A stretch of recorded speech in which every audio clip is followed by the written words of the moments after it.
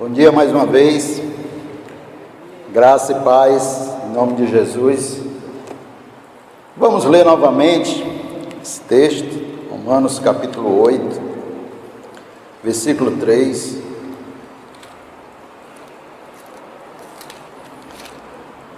Neste mês de março, nós estamos com uma série de mensagens e o tema geral do mês Foi por você.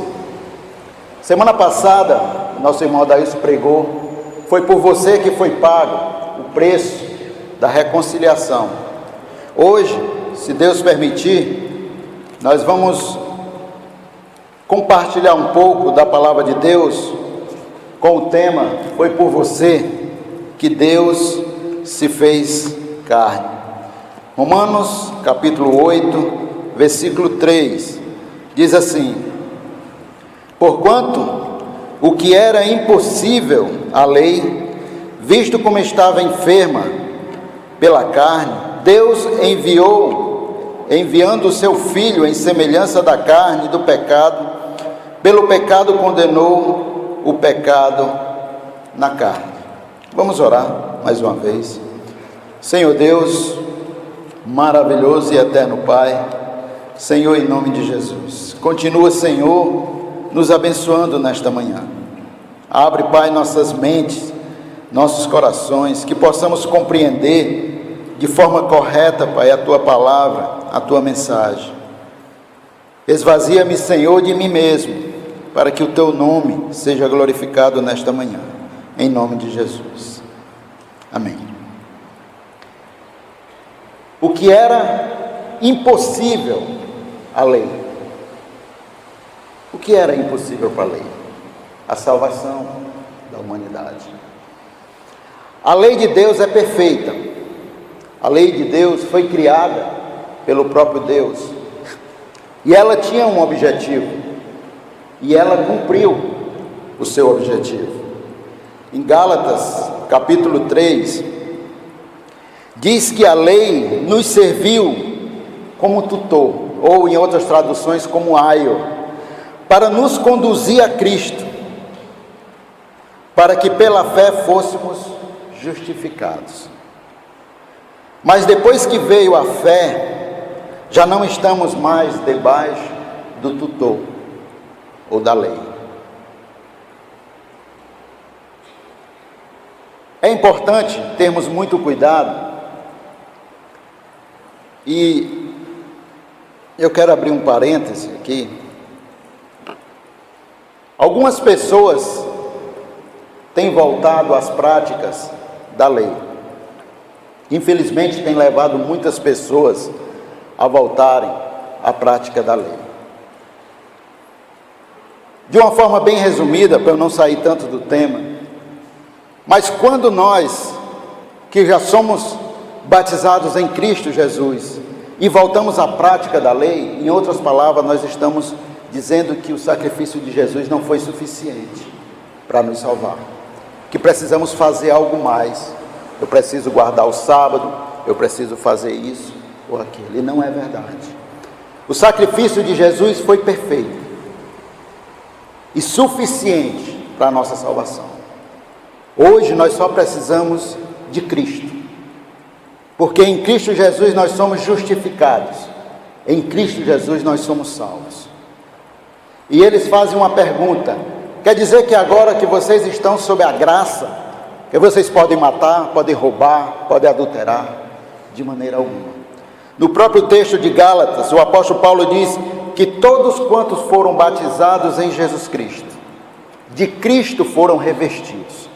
Ou seja, como afirma o apóstolo Paulo, não somos mais nós que vivemos, mas Cristo vive em nós. Como é que Cristo vive em nós e nós ainda continuaremos vivendo em pecado? De maneira alguma. Jesus Cristo foi o sacrifício perfeito, de uma vez por todas. E em Cristo Jesus, nós somos justificados e pela graça de Deus, nós somos salvos. Amém? Eu queria abrir esse parênteses porque isso tem gerado muita controvérsia de palavras. Mas iniciando este momento, vamos do início, em Gênesis capítulo 1. Talvez você não queria ir acompanhando, abrindo sua Bíblia, mas pode só ouvir. Gênesis capítulo 1, no versículo 10, no versículo 18 e no versículo 25.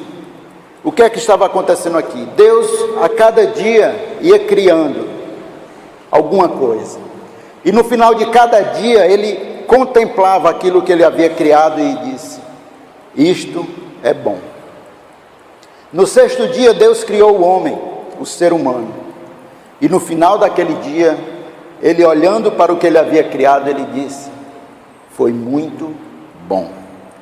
Neste momento eu creio que iniciou-se a grandeza do amor de Deus, do amor do Criador pela sua criação.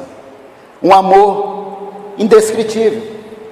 Muitos anos depois, o apóstolo João, inspirado pelo Espírito Santo, não consegue encontrar palavras que descreva o tamanho deste amor de Deus por nós. Ele diz que Deus nos amou de tal maneira, uma maneira indescritível. O apóstolo Paulo, na sua carta aos Romanos, capítulo 6, versículo 23, ele diz que o salário do pecado é a morte. Voltamos para Gênesis capítulo 3.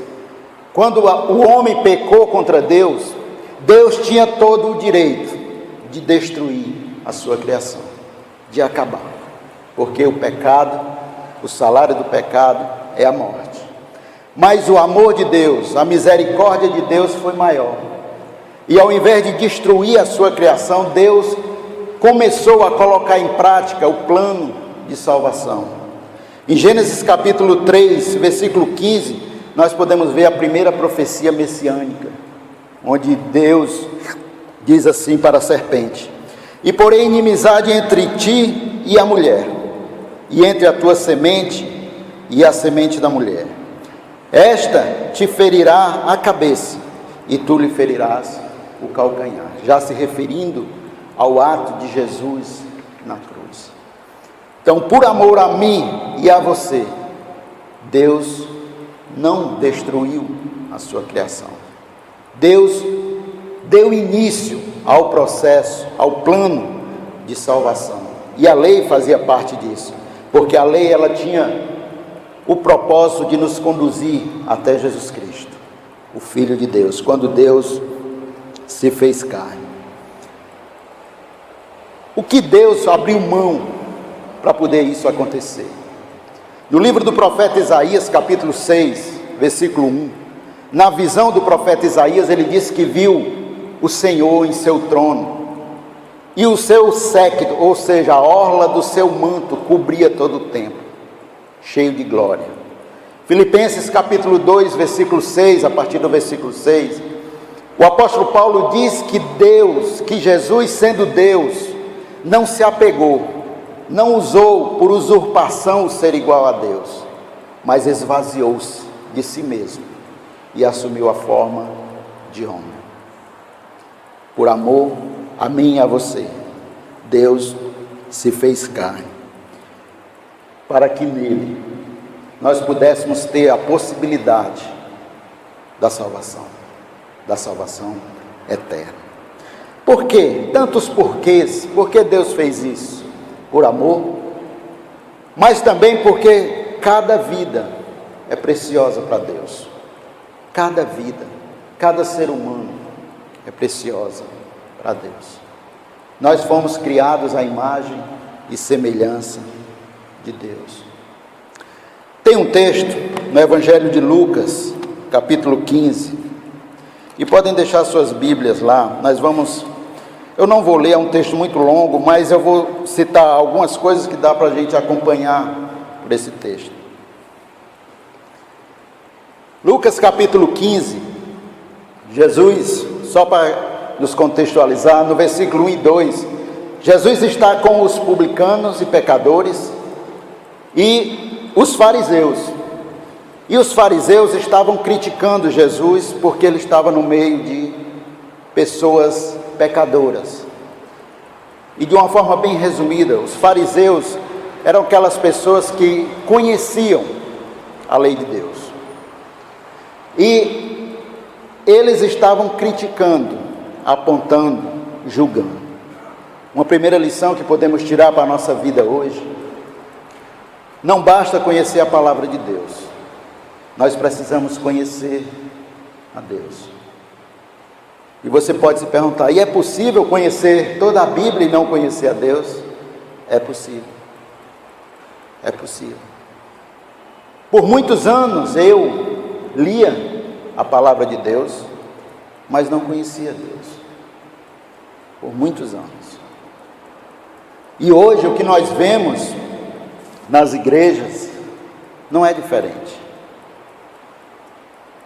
Pessoas que por conhecer, por ter um pouco mais de conhecimento, ficam em busca de status, de cargos, se separando dos demais. E eu não vejo nada além da falta de conhecimento de Deus. E é isso que Jesus vai mostrar aqui. Jesus ele vai começar a contar algumas parábolas para dizer para os fariseus como Deus se preocupa, como Deus ama a cada um de nós. Ele começa contando a história de um homem que tinha 100 ovelhas e que no final do dia, ao contá-las, ele percebe que estava faltando uma. Então ele deixa as 99 em segurança e ele sai à procura daquela ovelha que estava perdida. E ele não descansa até encontrá-la. E quando ele a encontra, ele chama os amigos para celebrar, para comemorar, porque ele encontrou aquela ovelha que estava perdida. Em seguida, Jesus conta a história de uma mulher que possuía 10 dracmas, 10 moedas. E ao contá-las, ela percebe que está faltando uma. Então ela varre toda a casa, tira os móveis do lugar, e só não sossegue enquanto não encontra aquela moeda. E quando ela encontra, ela convida os vizinhos para festejar, porque ela encontrou aquela moeda que estava perdida. O que nós podemos tirar de lição para nós aqui? Deus não desiste de nenhum de nós, de nenhum ser humano. Deus não desiste. Por mais perdido que a pessoa esteja, por mais distante, por mais próximo, Deus não desiste de você, porque Deus ama a cada um de nós. E foi por causa de mim e de você e de cada pessoa que Deus se fez carne. Aí você pode se perguntar: mas será que Deus tem falhado nessa sua procura? Porque tantas pessoas aí fora que ainda não conhecem a Deus, que ainda não foram achadas por Deus. Deus, na verdade, já as encontrou. Mas as atitudes, as decisões, as escolhas que elas têm feito para as suas vidas, têm distanciado elas de Deus. É como se elas não quisessem ser encontradas. Deus está procurando, mas as atitudes, as decisões, as escolhas as fazem separar novamente de Deus. Em seguida, Jesus começa uma outra história. A história de um homem que tinha 2 filhos. E em certo momento, o filho mais novo toma uma decisão. E ele chega para o pai e diz: pai, me dá a parte que me cabe da herança. Diz o texto que o pai juntou todos os bens e deu a parte que cabia ao filho. Todos nós sabemos, de uma forma bem simples, normalmente um filho, para ter direito à herança do pai, precisa que o pai morra. Mas por que aqui esse pai simplesmente dá a parte que cabe ao filho? Nós precisamos compreender que existe a vontade de Deus e existe a permissão de Deus. Deus, ele não interfere nas nossas decisões, nas nossas escolhas, mesmo que não seja da vontade de Deus, mas Deus não interfere nas nossas decisões e escolhas. Nós somos livres para escolher se nós queremos adorar a Deus, nós somos livres para escolher se nós não queremos adorar a Deus. Deuteronômio capítulo 30, versículo 19. Deus dizendo ao povo de Israel: hoje eu tomo por testemunhas o céu e a terra contra vocês. Eu tenho colocado diante de vocês a vida e a morte, a bênção e a maldição. Escolhe, pois, a vida, para que vivas tu e a tua descendência. A parte que cabia àquele homem, aquele rapaz da sua herança, Deus atendeu ao pedido dele, trazendo para a nossa vida, para a nossa realidade hoje, qual é a herança que Deus tem nos dado? Qual o maior dom que Deus tem nos dado? A nossa vida. E muitos têm decidido: Senhor, deixa que da minha vida eu cuido, eu faço o que eu quero, na hora que eu quero e como eu quero. E mesmo não sendo da vontade de Deus, Deus permite. Deus permite que nós escolhamos qualquer caminho para seguir, mesmo que isso destrua o coração de Deus, magoe o coração de Deus. Mas Deus não interfere no nosso livre arbítrio. É claro que as nossas escolhas, as nossas decisões trarão consequências. A Bíblia diz que a tudo aquilo que o homem semear, ele também ceifará. Ou seja, mais cedo ou mais tarde, as consequências das nossas decisões virão à tona de nossas vidas.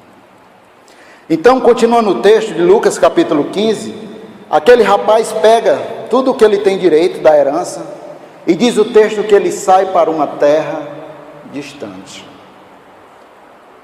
Aqui eu quero chamar a nossa atenção o cuidado que nós precisamos ter com as nossas escolhas. Aonde as nossas escolhas, as nossas decisões têm nos levado? Tem nos levado para distante de Deus ou para perto de Deus? A decisão desse rapaz o levou para distante do pai. E diz o texto que ele foi viver a vida dele, foi gastar da forma como ele queria. O texto diz que ele foi gastar de forma dissoluta, de forma devassa, de forma irresponsável.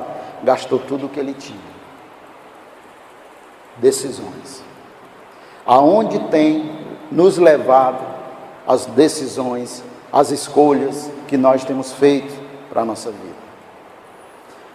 Alguns dias atrás eu estava ouvindo um pastor falar de uma pesquisa do IBGE que comprovou que mais de 50% dos jovens cristãos dentro da igreja estão tendo uma vida sexual ativa. Foi comprovado também em pesquisas que tem crescido o número de adultérios dentro das igrejas, que tem crescido o número de divórcios dentro das igrejas. E eu pergunto, aonde as decisões que nós temos tomado, as escolhas que nós temos feito para a nossa vida, para onde tem nos levado? Para distante de Deus ou para perto de Deus? A escolha desse rapaz o levou para uma terra distante, para longe do Pai. E Jesus, continuando essa história, diz que após ele gastar tudo o que ele tinha, houve uma grande fome naquele país e ele começou a também passar necessidades. E ele, à procura de um emprego, o único emprego que ele encontrou foi para cuidar de porcos. Para nós, na nossa cultura, a gente poderia pensar, mas é um emprego normal, ele vai ganhar o dinheiro. Mas você lembra que lá no versículo 1 e 2, para quem Jesus está contando essas histórias? Para publicanos, para fariseus, que são judeus. E não há uma coisa mais humilhante para um judeu, na cultura judaica, do que associá-los a porcos. Eles não comem carne de porco. Mas o que Jesus quer nos mostrar, trazendo para a nossa realidade hoje, é quão degradante pode chegar a vida de uma pessoa longe de Deus, longe do Pai, distante de Deus. Até onde, o fundo do poço, podemos chegar com as nossas decisões, com as escolhas que nós fazemos para a nossa vida, e que tende a nos levar para longe de Deus. Nós ficamos à nossa própria conta e risco. E nós, por nossas próprias forças, somos incapazes de cuidar de nós mesmos. Nós precisamos estar próximo do Pai. Quem tem ouvidos para ouvir, ouça. Se você está ouvindo isso nesta manhã, é porque há esperança. Há esperança para mim, há esperança para você. Diz o texto que aquele jovem, refletindo, ele caiu em si. O que significa isso? Ele reconhece que a vida que ele está vivendo não é a vida que ele gostaria de viver e que ele precisa voltar para perto do Pai. Todos nós, um dia, todos nós que já aceitamos a Cristo, um dia já passamos por essa situação. Já chegamos naquele ponto de reconhecer que a vida que nós estamos levando não é essa vida que eu quero para mim. Eu preciso dar um passo para perto do meu Pai, para perto de Deus. E essa decisão de cair em si, na nossa vida cristã, passa a ser algo, ou precisa ser algo constante. Porque todos os dias nós precisamos reconhecer que precisamos estar mais próximos de Deus. Que nós precisamos estar mais junto do Pai. E aquele jovem, aquele rapaz, ele até ensaia umas palavras para dizer. Quando eu chegar lá eu vou dizer: Pai, eu pequei contra o céu e contra o Senhor, não sou digno mais de ser chamado teu filho, trata-me apenas como um dos teus empregados. Mas conta o texto, Jesus conta o texto que aquele jovem vinha longe, e de longe o pai o avistou.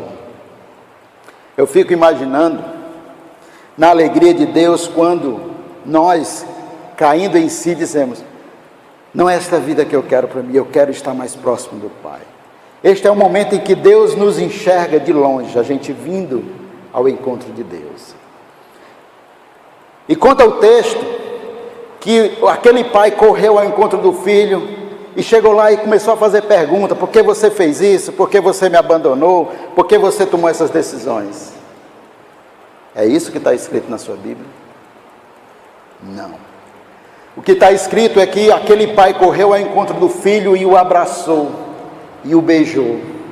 E ele até disse aquelas palavras que ele havia ensaiado, mas se nós percebemos, o pai não deu atenção, o pai não quis saber. O pai simplesmente abraçou aquele filho e o beijou. Qual a lição que podemos trazer para nós, para a nossa vida hoje?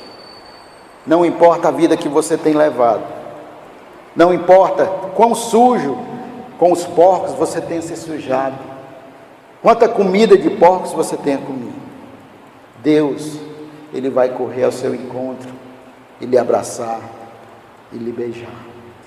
Se nós pararmos para pensar um pouco, aquele jovem, além de trabalhar com os porcos, não devia estar com um cheiro muito agradável.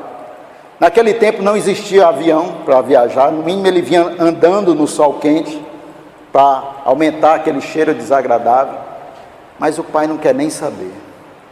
O pai corre, pula no pescoço daquele jovem e o abraça e o beija. Tudo isso mostra como Deus age em relação à vida do ser humano, como é preciosa para Deus. Todas essas três parábolas que Jesus conta, ele diz que há uma alegria tremenda no céu quando isso acontece. Quando uma pessoa reconhece que a vida que está levando não é a vida que Deus tem preparado para ele, e ele resolve voltar para a presença do Pai. Há uma alegria tremenda, porque por causa de mim e de você, Deus se fez carne para nos dar a possibilidade de salvação. Por que eu digo possibilidade? Porque Deus não interfere nas nossas escolhas. Nós precisamos cair em si e decidir voltar para a presença de Deus. E nesses textos, o que mostra hoje a tristeza, a minha tristeza em particular, muitas pessoas que estão aí fora, eles não querem saber de Deus, não querem sequer ouvir falar de Deus. E muitas vezes, se nós pararmos para pensar, muita dessa culpa é nossa. Porque ao invés de mostrar para as pessoas o amor de Deus, o plano de Deus de salvação, muitas vezes nós só apontamos, só criticamos e muitas vezes até julgamos as pessoas. Assim como os fariseus faziam.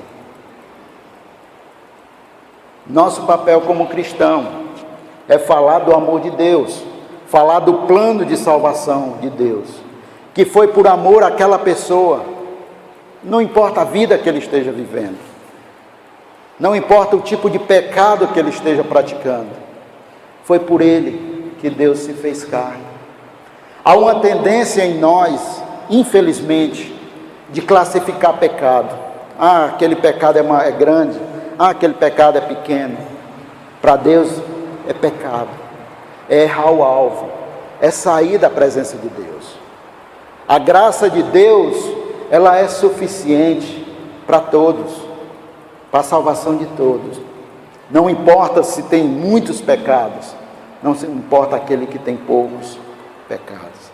E muitas vezes nós, achando que conhecemos a palavra de Deus e não conhecendo a Deus, nós temos uma tendência de julgar, de apontar e muitas vezes de condenar. Quando nós precisamos apenas mostrar para as pessoas o quanto ela é preciosa para Deus, o quanto Deus fez para nos dar a possibilidade de estarmos na sua presença, de estarmos de volta à casa do Pai. Jesus, no Evangelho de João, capítulo 10, versículo 10, ele diz: eu vim para que tenham vida. É interessante que este pai, ele diz: olha, é importante que a gente celebrar, porque este meu filho estava morto e agora vive. Se nós vemos o texto, aquele filho não estava morto. O que o pai está querendo dizer é porque ele estava longe de Deus.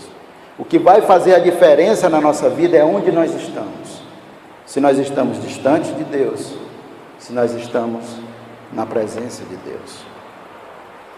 Aonde tem levado as nossas escolhas? Aonde tem nos levado as decisões que nós temos feito para a nossa vida?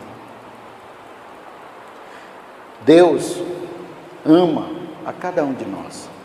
Deus ama a cada uma das pessoas, não só apenas aqueles que já estão na igreja, mas aqueles que estão na rua, aqueles que estão nos hospitais, nas casas de recuperação, nos drogados, em todos os lugares. Cada pessoa, cada vida é importante para Deus, porque foi por causa dele que Deus se fez carne e habitou no nosso meio. Evangelho de João, capítulo 1.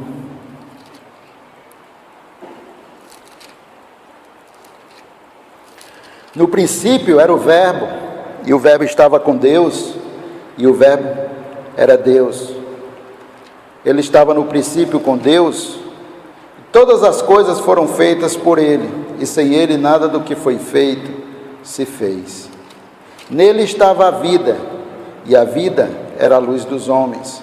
E a luz resplandece nas trevas, e as trevas não prevalecem contra ela. Mas ele estava no mundo, e o mundo foi feito por ele, e o mundo não o conheceu.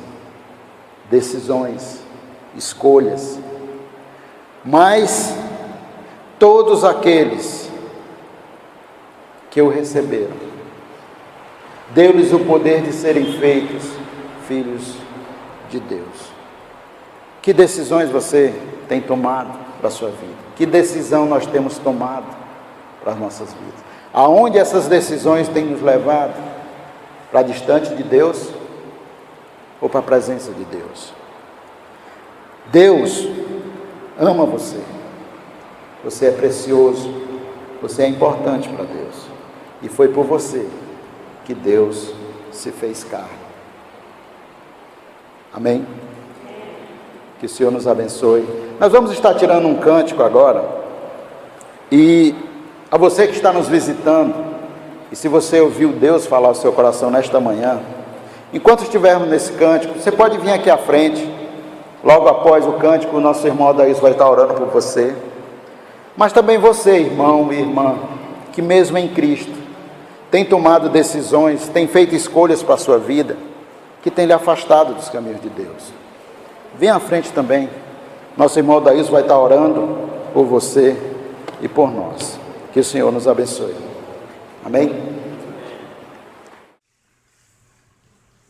Não consigo ir além do teu olhar, tudo eu consigo é imaginar a riqueza que existe dentro de você. O ouro eu consigo só admirar, mas te olhando eu posso a Deus adorar. Sua alma é um bem que nunca envelhecerá. O pecado não consegue esconder a marca de Jesus que existe em você. O que você fez ou deixou de fazer não mudou o início. Deus escolheu você. Sua realidade não está naquilo que você possui ou que sabe fazer. Isso é mistério de Deus com você. Você é o espelho que reflete a imagem do Senhor. Não chore se o mundo ainda não contou. Já é o bastante Deus reconhecer o seu valor. Você é precioso, mais raro que o ouro puro de ouvir. Se você desistiu, Deus não vai desistir. Ele está aqui pra te levantar. Se o mundo te fizer cair, você é o espelho que reflete a imagem do Senhor. Não chore se o mundo ainda não voltou. Já é o bastante Deus reconhecer o seu valor. Você é precioso, mais raro que o